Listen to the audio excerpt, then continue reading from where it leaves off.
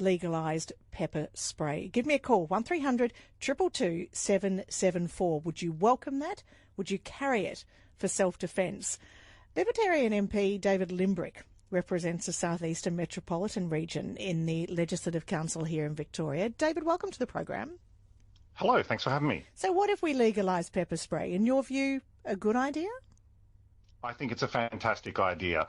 All Victorians have the right to self-defence, but without any means of exercising that right, it's like it doesn't exist. Now, there's a lot of people in Victoria at the moment. I know a lot of people in the Southeast Metro who feel unsafe and want some means of protecting themselves. And I think pepper spray is a great way of doing that. It's non-lethal. It doesn't require a lot of training. It's cheap. It's small. You can carry it in your handbag. And there's lots of people that support it. It's legal in lots of places around the world. And as we've seen recently, Northern Territory is moving towards legalisation of it. I think that Victorians need some means of self-defence. The police can't be everywhere. They can't always get there on time.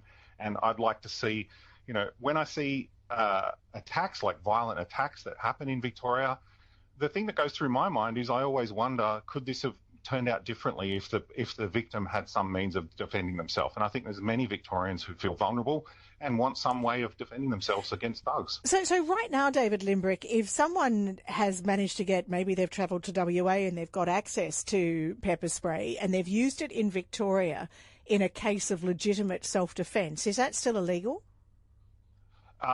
It's illegal to possess pepper spray in Victoria. It's a prohibited weapon, so they could very well get into serious trouble for that. I don't know whether they'd get into trouble for defending themselves, but they would certainly risk getting into trouble for possession and use of pepper spray. Yes, it's a prohibited weapon in Victoria. What about, obviously it's a prohibited weapon for a reason, isn't it? Isn't there a real risk that it could be used the wrong way? Well, the thing about criminals is they use weapons already and they can just use whatever weapon they want. They don't tend to use pepper spray to commit crimes because it's not actually a very good offensive weapon. Like if you're going to physically harm someone, spraying them with pepper spray first isn't a good idea because you can't actually touch them. If you're going to rob them, you can't really use it for that either. And so it's not really a very good But it does work to sort of weapon. neutralise someone, doesn't it? That's the whole point of it being a defensive thing. Could that not also be used in an instance of aggression?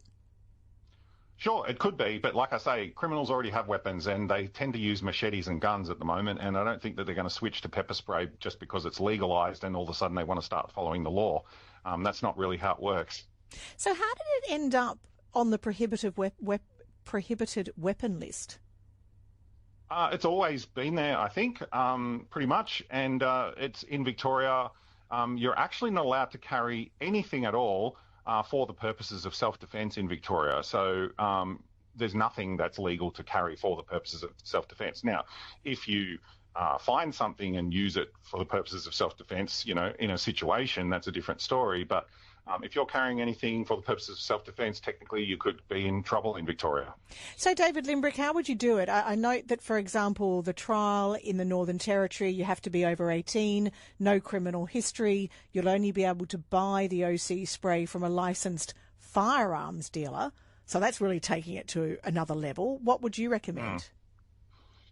Look, I think it should be widely available to law-abiding adults. I think what they're doing is fairly sensible, although I think restricting it to firearms dealers is a bit over the top.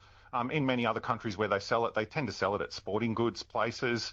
It's pretty common thing to be able to buy in many countries, and it doesn't really cause a lot of problems. I know a lot of people speculate about it being used for bad purposes, but if you look at jurisdictions where it's legal, that doesn't really happen much.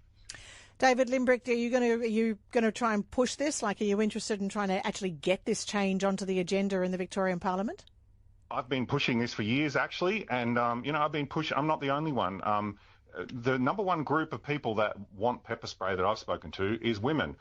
There's lots of women that feel vulnerable. In fact, a young lady, her name's Jade Howard. She was running she's like an Instagram influencer. She ran a petition and she managed to get 15,000 signatures of women who want pepper spray legalised in Victoria. I think that sooner or later, the government is going to have to admit that the police can't be everywhere all the time, and Victorians want some way to fight back against crime. And, the government always talks about empowering women and fighting back against crime. Well, let's empower women and fight back against crime. David Limbrick, thank you for being part of What If Wednesday. Thank you for having me. David Limbrick there, Libertarian MP for the South Eastern Metropolitan region.